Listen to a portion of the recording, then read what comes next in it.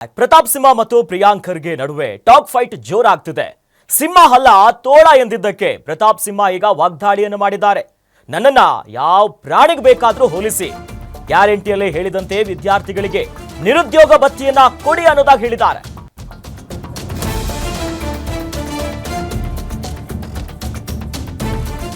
ಇನ್ನು ಮಾಜಿ ಸಂಸದ ಪ್ರತಾಪ್ ಸಿಂಹ ಹಾಗೂ ಪ್ರಿಯಾಂಕ್ ಖರ್ಗೆ ನಡುವೆ ಟಾಕ್ ಫೈಟ್ ಜೋರಾಗ್ತಿದೆ. ಅದರಲ್ಲೂ ಕೂಡ ಸಿಂಹ ಅಲ್ಲ ತೋಳ ಅಂದಿದ್ದಕ್ಕೆ ಪ್ರತಾಪ್ ಸಿಂಹ ಈಗ ವಾಗ್ದಾಳಿ ಮಾಡಿದ್ದಾರೆ. ನನ್ನನ್ನ ಯಾವ ಪ್ರಾಣಿಗೆ ಬೇಕಾದ್ರೂ ನೀವು ಹೋಲಿಸಿ, ಆದ್ರೆ ಗ್ಯಾರಂಟಿಯಲ್ಲಿ ನೀವು ಹೇಳಿದಂತೆ ವಿದ್ಯಾರ್ಥಿಗಳಿಗೆ ನಿರುದ್ಯೋಗದ ಭತ್ಯೆಯನ್ನ ಕೊಡಿ. 2.5 ವರ್ಷ ಆದ್ರೂ ಕೂಡ ಏನೂ ಕೊಟ್ಟಿಲ್ಲ ಸಿಎಂಗೆ ಹೇಳಿ.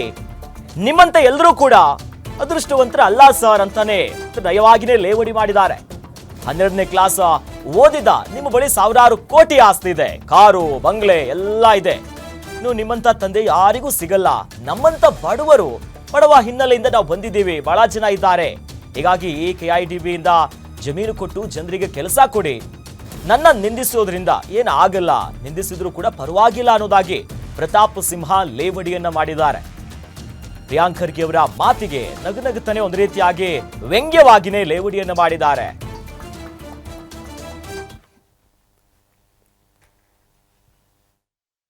ಎಲ್ಲರಿಗೂ ಇರಲ್ಲ ಸರ್, ನಿಮ್ಮ ಥರ ತಂದೆ ಎಲ್ಲರಿಗೂ ಸಿಗಲ್ಲ ಸರ್. ನಮ್ಮ ಥರ ಬಡವ ಹಿನ್ನೆಲೆಯಿಂದ ಬಂದಿರೋರು ಇದ್ದಾರೆ ಸರ್, ಅವ್ರಿಗೆ ಏನಾದರೂ ಬದುಕಕ್ಕೆ ಒಂದು ದಾರಿ ಬೇಕಲ್ಲ ಸರ್. ದಯವಿಟ್ಟು ಅದನ್ನು ಮಾಡಿಕೊಡಿ.